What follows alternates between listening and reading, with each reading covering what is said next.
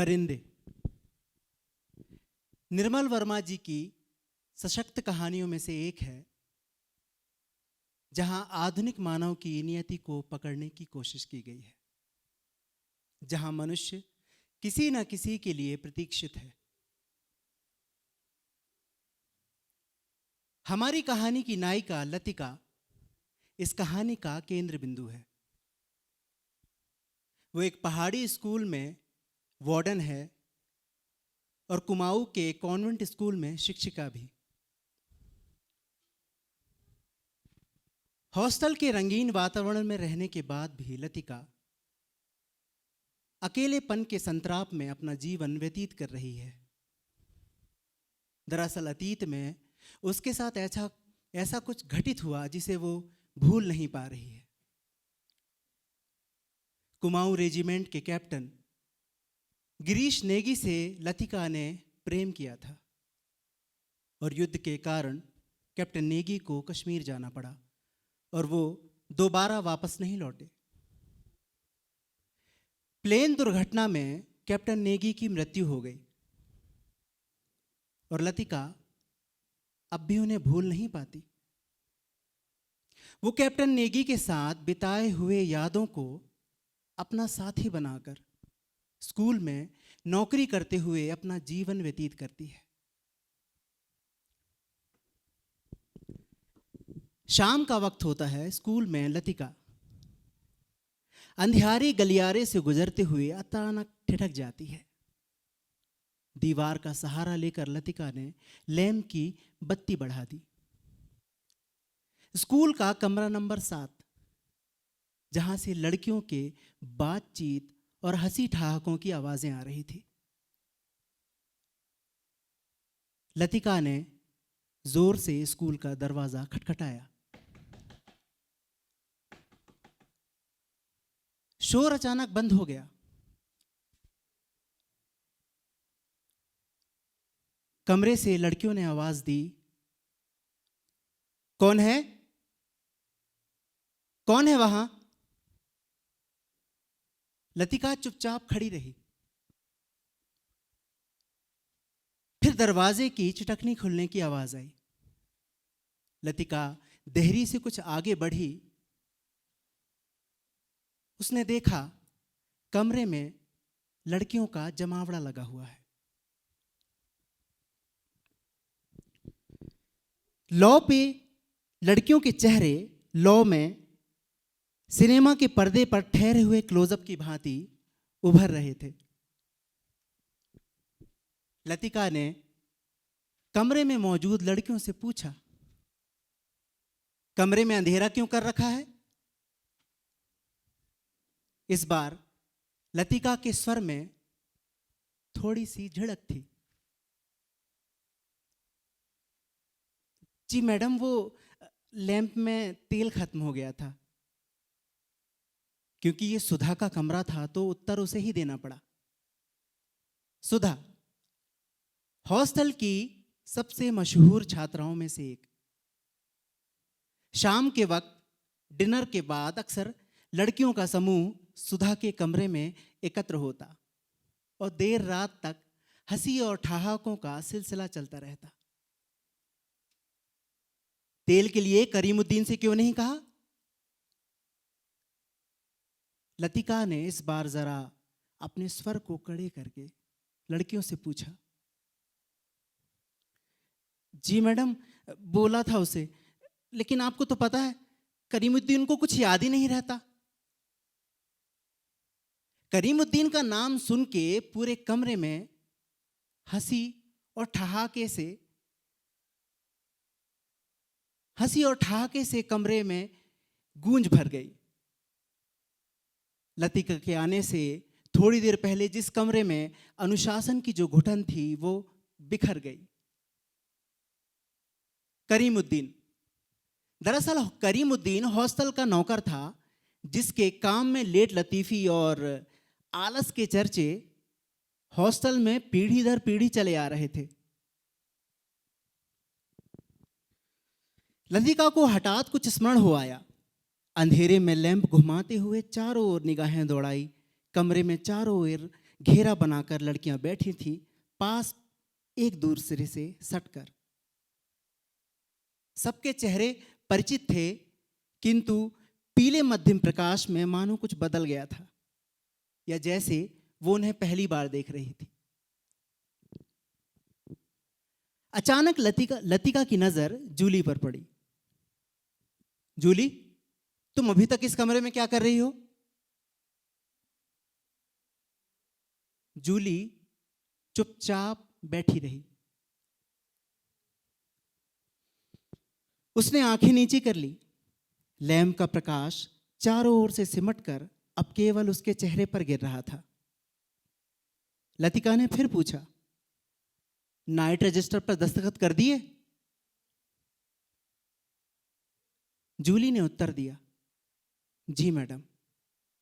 फिर? जब से लतिका इस स्कूल में आई है, उसने अनुभव किया है कि हॉस्टल के इस नियम का पालन डांट फटकार के बावजूद भी नहीं हो रहा है।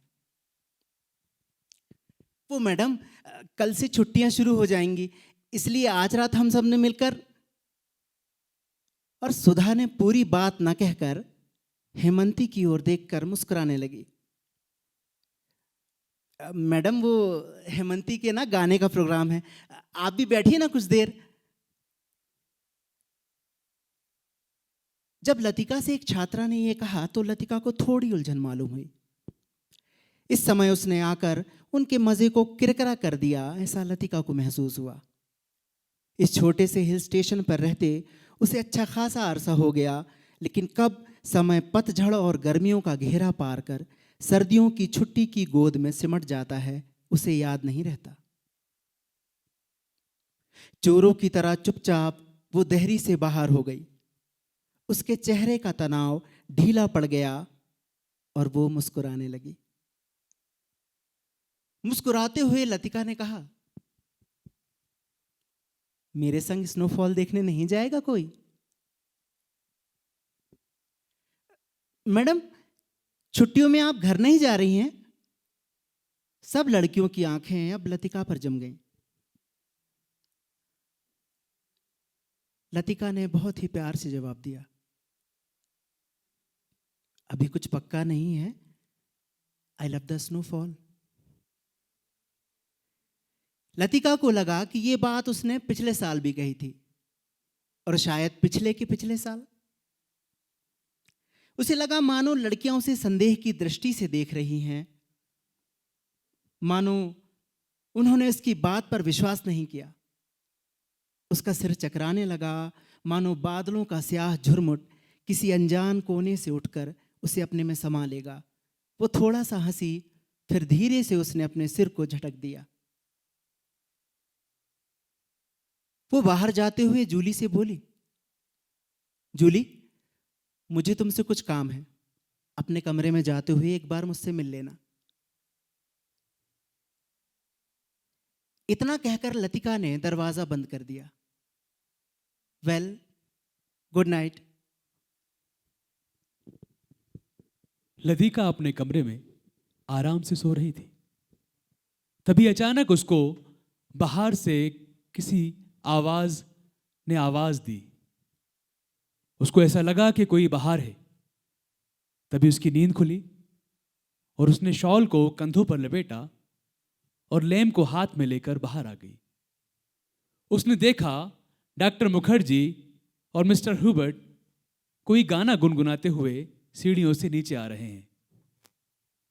डॉक्टर मुखर्जी स्कूल में ही डॉक्टर हैं, जिनकी उम्र लगभग 45 वर्ष है, और वे बर्मा मूल के हैं। जबकि मिस्टर हुबर्ट स्कूल में ही अंग्रेजी के शिक्षक हैं, जिनकी उम्र 60 वर्ष है, और वे भी अंग्रेजी मूल के हैं। सीढ़ियों पर अंधेरा था और ह्यूबर्ट बार बार अपनी छड़ी से रास्ता टटोल रहे थे। तभी डॉक्टर ने पूछा, लतिका जी, आप इस वक्त यहां क्या कर रही हैं? लतिका ने जवाब दिया, चेकिंग करके लौट रही थी। तभी आपकी आवाज आई तो मैं कमरे से बाहर आ गई। वैसे क्या बात है, आप दोनों इस वक्त यहां क्या कर रहे हैं? ह्यूबर्ट ने मुस्कुराकर अपनी छड़ी डॉक्टर के कंधों को छुआ दी और कहा कि यही मुझे जबरदस्ती खींच के लाए हैं, पूछिए इनसे क्या बात है। डॉक्टर ने कहा, लतिका जी, हम आपको निमंत्रण देने आ रहे थे क्योंकि आज मेरे कमरे में एक छोटा सा कॉन्सर्ट है जिसमें मिस्टर ह्यूबर्ट एक अंग्रेजी धुन बजाएंगे जो कि शोपा और चाइकोवस्की है। लतिका ने जवाब दिया, डॉक्टर, मेरी तबीयत ठीक नहीं है, आप लोग एंजॉय करें। डॉक्टर ने कहा, तब तो अच्छी बात है, फिर तो आपको मेरे पास ही आना था। यह कहकर डॉक्टर ने लतिका को अपने के कमरे की तरफ मोड़ लिया। उन्होंने जवाब दिया कि वहां पर हम साथ में चाय कॉफी पिएंगे और एंजॉय करेंगे, और अगर वक्त रहा तो अगले साल जो हमने पिछले साल जो गुनाह किए थे उन गुनाहों को कन्फेस करेंगे। ये कहकर मिस्टर ह्यूबर्ट और मिस्टर डॉक्टर कमरे में चले गए। डॉक्टर मुखर्जी का कमरा ब्लॉक के दूसरे सिरे पर था जो कि छत से जुड़ा हुआ था। वो आधे बर्मी थे जिसकी चिन्ह उनकी थोड़ी दबी हुई नाक और छोटी छोटी चंचल आंखों में स्पष्ट दिखाई देता था। बर्मा पर जापानियों के आक्रमण के बाद वे छोटे से पहाड़ी शहर में आकर बस गए थे। प्राइवेट प्रैक्टिस के अलावा वे कॉन्वेंट स्कूल में हाइजीन और फिजियोलॉजी की डॉक्टर थे, इसलिए उनको स्कूल के हॉस्टल में ही एक कमरा रहने के लिए दे दिया गया था। कुछ लोगों का कहना था कि बर्मा से आते हुए रास्ते में उनकी पत्नी की मृत्यु हो गई थी, लेकिन इस संबंध में निश्चित रूप से कुछ नहीं कहा जा सकता क्योंकि डॉक्टर स्वयं अपनी पत्नी को कभी याद नहीं करते थे, क्योंकि उनका मानना था ऐसे करके वो अपने दुख को बढ़ावा देंगे। बातों के दौरान अक्सर कहा करते थे, मरने से पहले मैं एक बार बर्मा जरूर जाऊंगा, और तब एक क्षण के लिए उनकी आंखों में एक नमी सी आ जाती। लतिका चाहने पर भी उनसे कुछ पूछ नहीं पाती। उसे लगता कि डॉक्टर नहीं चाहते कि कोई अतीत के संबंध में उनसे कुछ भी पूछे या सहानुभूति दिखलाए। दूसरे ही क्षण अपनी गंभीरता को दूर करते हुए वे हंस पड़ते, एक सूखी बुझी हुई हंसी। वैसे दोस्तों, आप जानते हैं होम सिकनेस एक ऐसी बीमारी है जिसका इलाज किसी डॉक्टर के पास भी नहीं है। हम बात करते हैं लतिका की। लतिका मिस्टर ह्यूबर्ट को जब जब देखती तब उनको पिछले कुछ दिनों वाली बात याद आ जाती। कुछ महीने पहले अचानक उन्हें ह्यूबर्ट ने एक प्रेम पत्र लिखा था, भावुक और याचना से भरा हुआ प्रेम पत्र, जिसमें उसने ना जाने कुछ क्या लिखा था जो कभी उसकी समझ में नहीं आया। उसे ह्यूबर्ट की इस बचकाना हरकत पर हंसी आई थी और भीतर ही भीतर प्रसन्नता भी हुई थी। उसको यह एहसास हुआ कि उसकी उम्र अभी बीती नहीं है। ह्यूबर्ट ने इस पंक्ति में कुछ इस तरह लिखा होगा कि धनियों के तो धन है लाखों, धनियों के तो धन है लाखों, मुझ निर्धन के धन बस तुम हो। सोने वाले चांदी वाले, पानी वाले पत्थर वाले, सोने वाले चांदी वाले, पानी वाले पत्थर वाले, तन के तो लाखों श्रृंगार हैं पर मन के आभूषण बस तुम हो। और कोई जावे पूरी द्वारिका, कोई ध्यावे काशी, कोई जावे पूरी द्वारिका, कोई ध्यावे काशी, कोई तपे त्रिवेणी संगम, तो कोई मथुरावासी। और संतों के सौ तीर्थ हैं, संतों के सौ तीर्थ हैं, मेरे वृंदावन बस तुम हो, मेरे वृंदावन बस तुम हो। कुछ इस तरह की अपेक्षाएं लेके उन्होंने प्रेम पत्र लिखा। मिस्टर ह्यूबर्ट का पत्र पढ़कर लतिका को क्रोध नहीं आया, आई थी केवल ममता। वो चाहती तो उसकी गलतफहमी को दूर करने में देर नहीं लगती, किंतु कोई शक्ति उसे रोक रही थी जिसके कारण उसे अपने पर विश्वास रहता अपने सुख का भ्रम मानो ह्यूबर्ट की गलतफहमी से जुड़ा है। और ह्यूबर्ट ही क्यों, वो क्या किसी को भी चाह सकेगी उस अनुभूति के संग जो अब नहीं रही, जो छाया सी उस पर मंडराती थी, ना स्वयं मिटती ना उसे मुक्ति दे पाती। उसे लगा जैसे बादलों में कोई झुरमुट उसके मस्तिष्क पर धीरे धीरे छाने लगा है। उसकी टांगें निर्जीव तितिल सी हो गई थी। दोपहर में लतिका स्कूल में प्रधानाध्यापिका के साथ होती है। प्रधानाध्यापिका मेज पर बैठी हुई हैं और लतिका पुस्तकें जमा रही हैं। प्रधानाध्यापिका ने लतिका से कहा कि कल से नया सत्र शुरू हो रहा है। बच्चों के बीच आपको देखकर लगता है कि इस साल वो और लगन से पढ़ेंगे।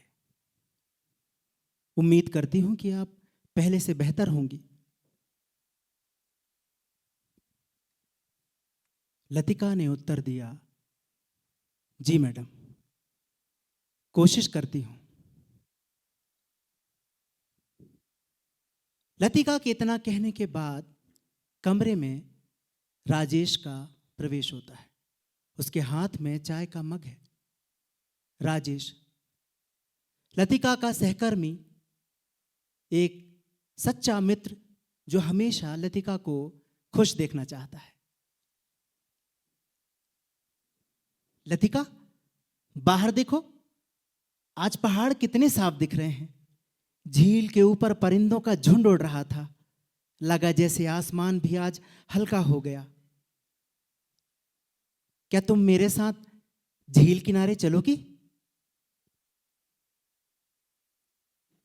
नहीं राजेश, मन नहीं है। लतिका ने धीमे स्वर से उत्तर दिया। कितने वर्ष हो गए हैं लतिका? मेजर नेगी अब बस यादों में है। तुम्हें आगे बढ़ना चाहिए। लतिका धीमी और गहरी सांस लेकर राजेश को कहती है कि राजेश, कुछ लोग सिर्फ यादें नहीं छोड़ते, वो हमारी सांसों का हिस्सा बन जाते हैं। तुम ही बताओ, मैं कैसे अलग करूं खुद को उनसे?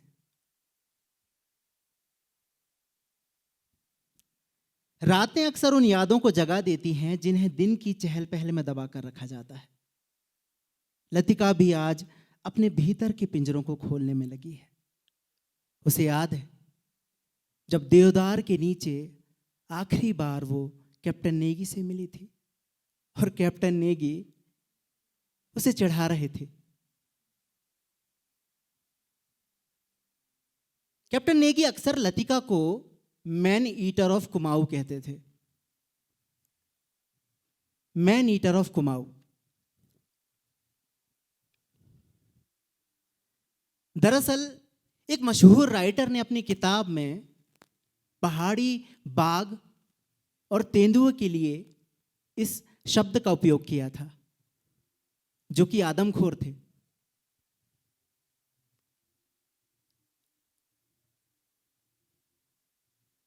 लतिका को अब भी याद है जब आखिरी बार वो मेजर गिरीश से मिली थी और गिरीश उसे बताना चाहते थे कि वो युद्ध के लिए कश्मीर जा रहे हैं।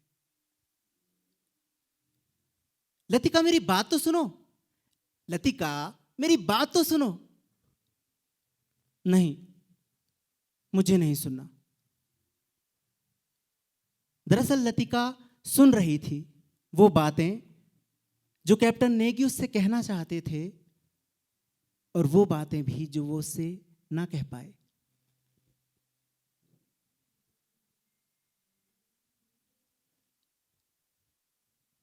कैप्टन नेगी ने लतिका से आखिरी बार कहा था कि देखो लतिका, डर परिंदों को पिंजरे में नहीं बांध सकता, बस उड़ान की हिम्मत चाहिए। ये परिंदे किसी नक्शे को नहीं मानते लतिका। सीमाएं सिर्फ इंसानों की दुनिया में होती है। लतिका ने प्यार से गिरीश को उत्तर दिया, गिरीश, काश मैं भी उड़ पाती, किसी की परवाह किए बिना। गिरीश ने कहा कि देखो लतिका, तुम्हारे भीतर एक परिंदा है, बस तुम्हें उसे खुला छोड़ना है। लतिका अपने कमरे में जूली की प्रतीक्षा कर रही थी। तभी उसको देखा लतिका ने जूली को आते हुए। लतिका ने जूली के बालों को सहलाते हुए कहा, तुम्हें कल रात बुलाया था, तुम आई क्यों नहीं? मैडम मैं आई थी, पर अब अपने कमरे में नहीं थी। तभी लतिका को याद आया कि कल रात वे डॉक्टर के कमरे के टेरेस पर देर तक बैठी रही थी और भीतर ह्यूबर्ट पियानो पर धुन बजा रहे थे। जूली, तुमसे कुछ पूछना था मुझे। उसे लगा कि वो जूली की आंखों से अपने को बचा रही है। जूली ने अपना चेहरा ऊपर उठाया। उसकी भूरी आंखों में कौतूहल साफ झांक रहा था। और लतिका ने पूछा कि तुम ऑफिसर मेस में किसी को जानती हो? जूली ने अनिश्चित भाव से सिर हिलाया। लतिका कुछ देर तक जूली को एकटक देखती रही और कहा कि जूली, मुझे विश्वास है कि तुम मुझसे झूठ नहीं बोलोगी। कुछ क्षण पहले जूली की आंखों में जो कौतूहल था वह अब भय में परिवर्तित होने लगा। लतिका ने अपनी जैकेट से एक पत्र निकालकर उसकी गोद में फेंक दिया और पूछा, ये चिट्ठी किसकी है? लतिका ने पत्र हाथ में उठाया और एक क्षण में ही उसको दूर कर दिया। उसका हाथ कांप गया। पत्र पर उसका नाम और हॉस्टल का एड्रेस लिखा हुआ था। उसने बात को संभालते हुए कहा, मैम थैंक यू मैम, ये मेरे भाई का पत्र है जो झांसी में रहते हैं। जूली ने घबराहट में पत्र अपनी स्कर्ट की तहों में छुपा लिया। लतिका ने कहा, जूली ये मुझे दिखलाओ। लतिका का स्वर तीखा और कर्कश सा हो गया था। जूली ने अनमाने भाव से लतिका को पत्र दे दिया और पूछा, तुम्हारे भाई झांसी में रहते हैं? जूली इस बार कुछ नहीं बोली, बस एकटक लतिका को देखती रही। ये क्या है? जूली का चेहरा सफेद पड़ गया। लिफाफे पर कुमाऊं रेजिमेंटल की मोहर उसकी ओर घूर रही थी। लतिका ने पूछा, कौन है ये? इससे पहले भी हॉस्टल में उड़ती हुई अफवाह सुनी कि जूली के क्लब में किसी मिलिट्री अफसर के संग देखा गया था, किंतु ऐसी अफवाहें अक्सर उड़ती रहती और उसने इस पर विश्वास नहीं किया। और उसने कहा जूली से कि जूली, तुम बहुत छोटी हो अभी, मुझे तुम्हारी फिक्र होती है। जूली के होंठ कांपे, उसकी आंखों में याचना का भाव घिराया। जूली से उसने कहा, अच्छा अभी जाओ, मैं तुमसे छुट्टियों के बाद बात करूंगी। जूली ने ललचाई आंखों से पत्र को देखा और कुछ बोलने को उकत हुई, फिर बिना कुछ कहे चुपचाप चली गई। लतिका ने देर तक जूली को देखा और उसको यह एहसास हुआ कि शायद वो किसी खूसट बुढ़िया की तरह उसे अपने अभाव का बदला ले रही है। और कौन जाने, शायद जूली का यह प्रथम परिचय हो, उस अनुभूति से जिसे कोई भी लड़की बड़े चाव से संजोकर संभाल कर अपने में छिपाए रहती है। एक अनिर्वचनीय सुख जो पीड़ा के लिए है, पीड़ा और सुख को डुबोती हुई उमड़ते हुए जुमार की खुमारी के लिए है, जो दोनों को अपने मन में समा लेती है। एक दर्द जो आनंद से उपजा है और एक पीड़ा जो हमेशा उसके दिल में रहती है। उसको याद आया यही देवदार के वृक्ष के नीचे उसे गिरीश ने पूछा था, तुम चुप क्यों हो? वो आंखें मूंद सोच रही थी। सोच कहाँ रही थी, जी रही थी उस क्षण को जो भय और विस्मय के बीच बिछा है, बहका सा पागल क्षण। वो अभी पीछे मुड़ेगी तो गिरीश की नर्वस मुस्कुराहट दिखाई दे जाएगी। उसे दिन से आज दोपहर तक एक अतीत का दुस्वप्न की मानंद टूट जाएगा। वही देवदार का वृक्ष जिस पर उसने अपने बालों के क्लिप से गिरीश का नाम लिखा था। पेड़ की छाल उतरती नहीं थी, क्लिप टूट टूट जाता था। तब गिरीश ने अपने नाम के नीचे उसका नाम लिखा था। जब कोई भी अक्षर बिगड़कर टेढ़ा मेढ़ा हो जाता तब वे हंसती और गिरीश का हाथ तब और कांप जाता।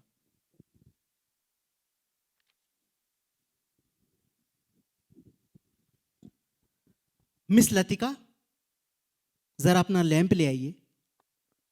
कॉरिडोर से डॉक्टर मुखर्जी की आवाज आई थी। मिस लतिका, लैंप जरा और नीचे झुका दीजिए। Hubert, Hubert. डॉक्टर ने ह्यूबर्ट को सहारा देकर ऊपर खींचा। ह्यूबर्ट ने अपना चेहरा ऊपर किया। विस्की की तेज बू का झोंका लतिका के सारे शरीर को झिंझोड़ गया। ह्यूबर्ट की आंखों में सुर्ख डोरे खिंचाए थे, कमीज का कॉलर उल्टा हो गया था और टाई की गांठ ढीली होकर नीचे खिसक गई थी। लतिका ने कांपते हाथों से लैंप सीढ़ियों पर रख दिया और आप दीवार के सहारे खड़ी हो गई। दरअसल लतिका का सर चकराने लगा था। In a back lane of the city, there is a girl who loves me. हुबर्ट हिचकियों से बीच बार बार ये गुनगुना रहा था। डॉक्टर मुखर्जी ने ह्यूबर्ट से कहा, ह्यूबर्ट प्लीज यार, प्लीज। डॉक्टर ने ह्यूबर्ट के लड़खड़ाते शरीर को अपनी मजबूत गिरफ्त में ले लिया। मिस लतिका, आप लैंप लेकर आगे चलिए।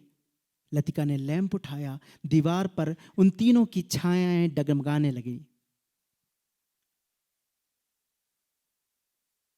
डॉक्टर मुखर्जी ने ह्यूबर्ट को उनके कमरे में ले जाकर बेड पर सुला दिया।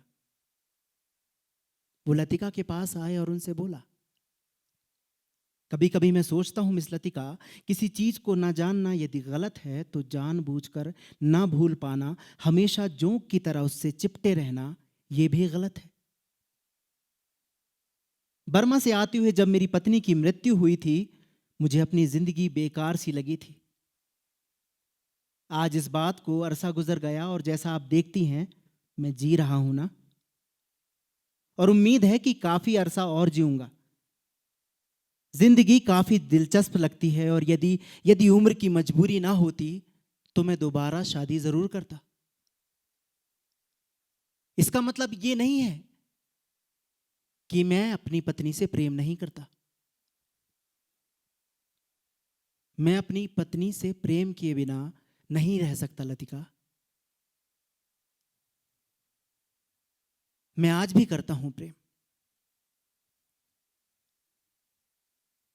डॉक्टर की ये बातें सुनने के बाद लतिका का गला रुंध आया। उसकी आंखों में आंसू थे।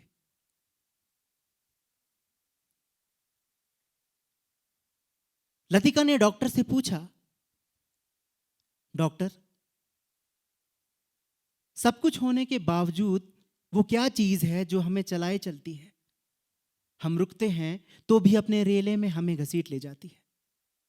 लतिका को लगा कि वो जो कहना चाह रही है वो कह नहीं पा रही, जैसे अंधेरे में कुछ खो गया है और जो शायद मिल नहीं रहा है और कभी मिल नहीं पाएगा।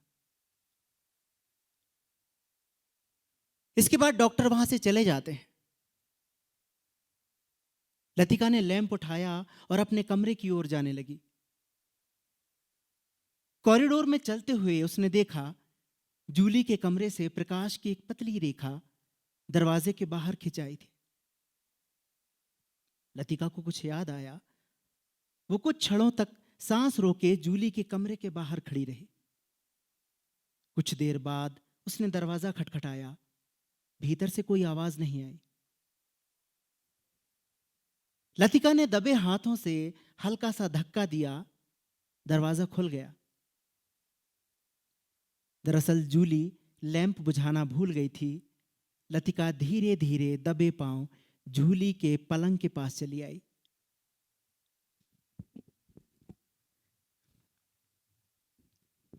जूली का सोचा हुआ कमरा और उसके चेहरे पे लैंप की जो चमक है वो साफ दिखाई दे रही थी। लतिका ने वो चिट्ठी जूली की तकिए के नीचे रखा और चुपचाप वहां से निकल गई। परिंदे परिंदे हमें याद दिलाते हैं कि अतीत की यादें हमें थाम सकती हैं, पर उड़ान की दिशा हमेशा वर्तमान से ही शुरू होती है।